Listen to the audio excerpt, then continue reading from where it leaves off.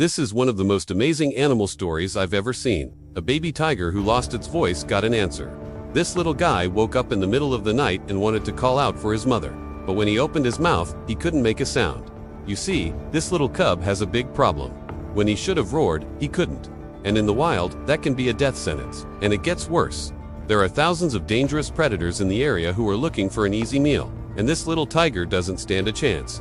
I mean, look how tiny this guy is. If one of those jaguars or anacondas get a hold of this little guy, he'll be gone in seconds. He's all alone, shivering and scared, and the only way to stay alive is to find his mom. But how can he do that without making a sound? How can such a small, helpless creature be heard in the middle of one of the loudest jungles on Earth?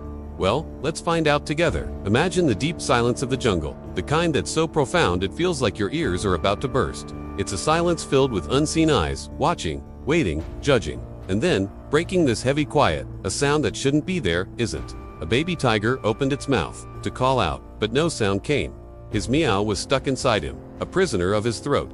In the wild, silence can be more dangerous than noise, and this cub's silence was louder than thunder. Alone, weak, its voice stolen by hunger or fear. He stood trembling under the shadow of ancient trees, where predators watched and prey hid. A tiger without a roar is like the jungle without a heartbeat, and the question hung heavy in the air. Who, if anyone, would answer a cry that could not be heard? As if the jungle itself was holding its breath, every leaf, every twig, every insect seemed to hush a little louder to drown out the cub's silent scream. It was a spectacle of nature both cruel and captivating, a test of survival that transcended the boundaries of species. For in that dense green labyrinth, the rules were simple. If you can't make noise, you won't make it. But this cub was made of sterner stuff. His spirit, though shaken, was not broken. With a deep breath, he braced himself and tried again. But only a strangled squeak escaped his throat. Fear pricked at him, sharper than any claw. What if he never got his voice back? What if he was destined to wander the jungle, a silent, forgotten soul? The thought was unbearable.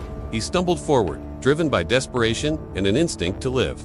Each step was a gamble, a hope that his scent would lead him to a familiar trail, to the comforting memory of his mother's reassuring purr. But the jungle was a fickle mistress. As he moved, the wind shifted, carrying away his hopes with each gust, and the cacophony of the wild seemed to mock his silence, a constant reminder of his vulnerability. Then, just when his hope was fading faster than the light in the jungle's heart, something stirred in the canopy above. A rustle, a chatter, a sudden burst of energy. High up in the emerald embrace of the trees, a troop of monkeys noticed the drama unfolding below. Curious, yet cautious, they gathered closer, their eyes sharp, their ears attuned to the story that the silent cub was desperately trying to tell. One of them, bolder than the rest, leaned forward, its gaze locked onto the struggling cub. Suddenly, as if understanding the gravity of the situation, it let out a sharp alarm call, a sound that echoed across the dense canopy, sending vibrations that reached every corner of the jungle. It was an SOS signal, a rallying cry that cut through the dense foliage and into the hearts of the jungle's inhabitants. In response, the forest stirred. Birds took flight, their wings scattering light through the forest floor. A troop of deer lifted their heads, their ears twitching. Even the slithering serpents paused in their silent hunts, all turning their focus toward the cub's desperate struggle. The alarm spread, bouncing from tree to tree, from leaf to leaf, from creature to creature, creating a wave of awareness that was as powerful as any roar. As the commotion grew, the cub felt a surge of hope. Maybe, just maybe, his silent plea had been heard. Just then, a new sound sliced through the rising din, a low growl that rumbled like distant thunder. Emerging from the undergrowth at the edge of the clearing, a leopard emerged, sleek and merciless. Its eyes narrowed, its muscles coiled like springs ready to strike. Drawn by the chaos, it sensed opportunity and stalked closer, each step purposeful, each breath bated. For the leopard, this was a moment of choice, a split-second decision between risk and reward. The cub, oblivious to the danger approaching, continued his desperate calls, his throat raw, his body trembling. The leopard hesitated, momentarily torn between its primal instincts and the spectacle of such helplessness. In that pregnant pause, the jungle held its breath. The cub's fate hung in the balance, poised on the razor's edge between life and death. The leopard tensed, ready to spring, when suddenly the world shifted. A deep vibration, like the growl of a distant storm, reverberated through the ground. Startled, the leopard lifted its head, its ears pricked, its eyes searching for the source of the disturbance. At the same time, the cub, too strained to listen, a glimmer of hope flickering within him. Could it be her? The sound grew, becoming a steady, powerful rumble that echoed the heartbeat of the jungle itself. The leopard's ears flattened against its skull. It knew that sound, dreaded it even. Recognition dawned, dawning in its eyes. No need to fight a losing battle. Retreat was the only sensible choice. Melting back into the shadows, it vanished, hoping to find another, easier meal, and then she burst through the undergrowth, a whirlwind of orange and black. Her eyes, twin pools of molten gold, scanned the scene. She let out a hiss, a warning that sent shivers down the cub's spine, but it was a warning not directed at him. The mother tiger had arrived, fierce and protective, ready to defend her cub at any cost. She nudged the cub, her touch gentle, her eyes filled with concern. Nuzzling him, she whispered, or rather rumbled, soothing sounds that echoed the rhythm of their shared heartbeat. She looked up, meeting the gaze of the monkeys, who had witnessed the entire drama. In that silent exchange, gratitude passed between them. The monkeys, realizing their role in summoning help, chittered softly, a chorus of reassurance in the vast symphony of the jungle. The cub, too, looked up, his fear giving way to awe. His mother was more than just a source of comfort. She was a symbol of resilience, of unwavering love, a testament to the enduring spirit of the jungle. With his mother's presence, the cub felt a wave of relief wash over him. Her strength, her ferocity, became his shield, her love, his armor.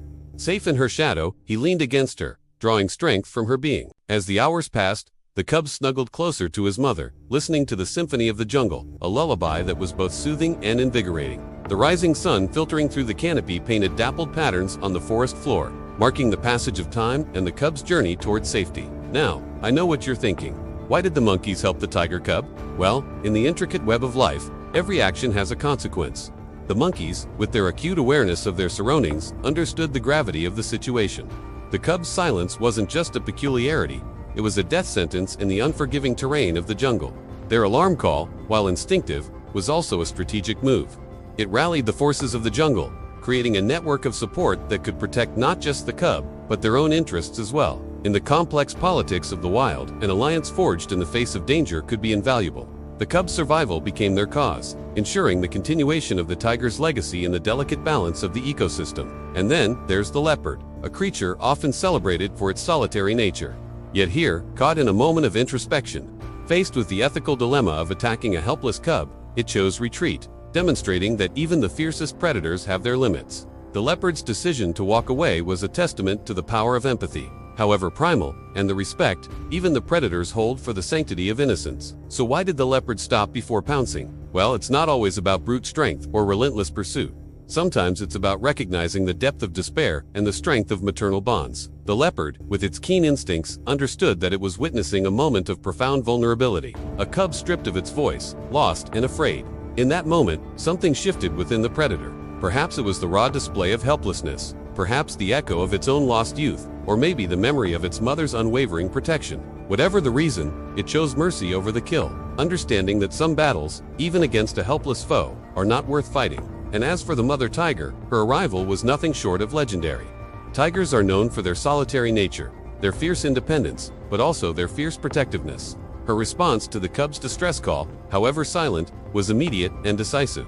The urgency in her steps, the power in her presence, spoke volumes of the bond they shared, a bond that transcended the boundaries of species and touched the hearts of all who witnessed it. Her roar, a testament to her strength, was not just a display of power, but a declaration of love, a promise to shield her cub from harm. In her eyes, one could see the reflection of the cub's fear, the weight of responsibility, and the unwavering determination to protect. As the jungle slowly came alive with the murmur of birds and the rustle of small animals, the cub nestled deeper into his mother's side, his earlier fears now distant echoes. He was safe, not just physically, but emotionally too, knowing that he was loved beyond measure, that he was part of a legacy that echoed through the ages. The silence that had threatened his life had become a story of survival, a testament to the courage that resides in the smallest of hearts. And so, the story of the cub who lost his voice ended not in tragedy, but in triumph.